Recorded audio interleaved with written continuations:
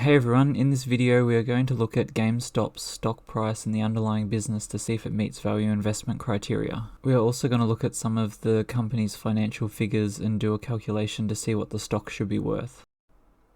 Okay, so as advertised, I'll be donating to charity for every like, comment and subscription up to $100 for this cycle.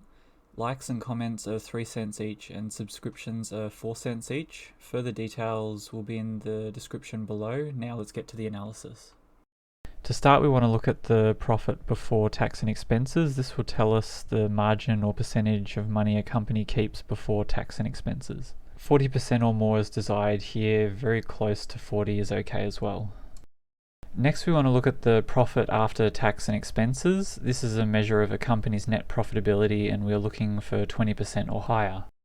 Next up is retained earnings. Here we want to see steady growth. If it's not growing steadily, then the money the company is earning is not consistent year on year and can be a result of volatility. Next is the return on equity. This is a measure of the profitability of a business in relation to the equity or money the company has. Generally 15 to 20% is good, but it can vary between industries. Next, we want to see if the company can pay off its debt in less than 4 years. The shorter time to pay off the debt, the better. Next, we want to calculate the capital expenditure to income ratio. The lower the better, so less than 25% is great and less than 50% is acceptable here. Okay, for GameStop they failed in all categories. I think unless they have some drastic changes, it's not a matter of if but when the company will go bankrupt. Hey everyone, if you want to keep up to date with my videos, remember to subscribe and set notifications to all.